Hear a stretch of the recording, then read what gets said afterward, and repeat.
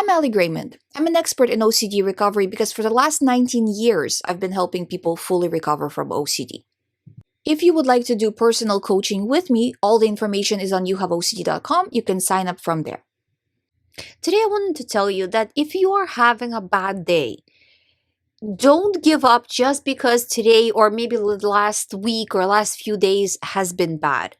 Recovery process is not linear. You're going to have good days and you're going to have bad days. What you want to look for is that since you started recovery work, not since you were suffering, because suffering and doing recovery work are two different things, right? But since you got into doing recovery work, are you seeing increasingly more good days week to week or month to month? So let's say in the last 2 weeks, how many good days have you had versus 2 weeks before that, how many good days you've had? So that kind of will give you an indication if you are going in the right direction or not. And even if at its worst, if you're not going in the right direction, if you see that it's pretty much the same or it's getting worse, then the next thing you want to examine is what are you doing to keep OCD alive? Ruminations, compulsions, avoidances. Where are you doing those three? And start cutting them down drastically, or at least a little bit if you can. But I mean, if we're talking how to get through this the fastest, start cutting them down seriously, systematically, making it a point to not do the behaviors. The probably the lowest hanging fruit, not the easiest. None of this is easy, but the most attainable to do at first would be no more internet research, no more asking for reassurance from other people. And with compulsions, use the GREYMOND method. Well, with all of it, you should be doing the tracking, but with compulsions, really track what you are doing in terms of compulsions and start reducing. One side note I wanted to say, this is not really the video for it, but I might as well mention it here.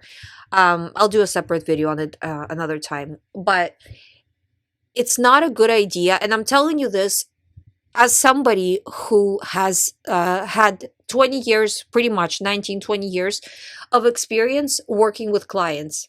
It's not a good idea for you to be only focusing on reducing one type of a compulsion.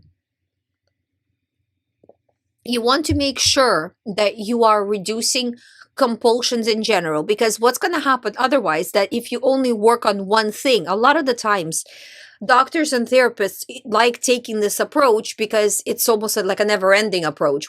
You work on one, second pops up, you work on the second, third pops up, and it's never ending, and then you get back to one which is new again because you've went full circle, right?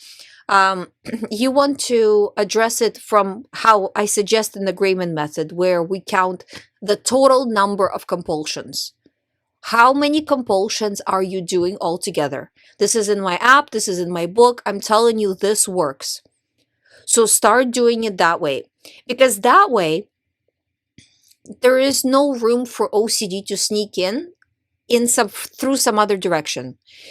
It's if you did, let's say, 10 compulsions today, or let's say 100, tomorrow is 99, and then 98, and then 97, and then in 100 days, you will be at 0. And then, of course, like I always say, you have to continue to track to maintain the zeros for a little while until this is all cemented. But this hell that you are going through right now can be over in a few, depending on the severity of your situation, how many compulsions or rumination, but within a month, 2 months, 3 months. Again, depending on your speed and the situation. But you're not that far away. And if you had a bad day, okay, you had a bad day. Get back on track. Get back on the tracking. And with the GREYMOND method, We're tracking the behaviors. So we're tracking rumination, we're tracking compulsions, we're tracking avoidances. And the reason why we track is because we're accountable and we're reducing. And if you had a bad day, fine, whatever, life happens. Don't blame yourself. Don't get caught up in this blame game and discouragement and all of that. Dust yourself off and like, okay, whatever. Yesterday happened how it happened. I'm getting back on track. That's how you need to be with it. And you will, I guarantee you, you do this, you will start to see a reduction in anxiety. Because I do this every day with clients. And I have now so much data, so much proof that this works. Because pretty much with every client, we're seeing positive results. And I've pulled people out of really, really, really difficult situations. Because the method works. So just do this. Don't get discouraged. Keep going. And again, the method works when people are tracking and when they're accountable.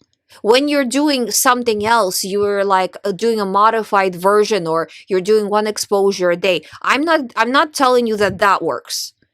I'm telling you my method works because I have proof that it works. So just do this. Allow yourself a few, let's say if you're doing it on your own, let's say 2-3 months of your time, and I'm telling you, you're gonna see a conclusion to your OCD. But you got to be very serious about it.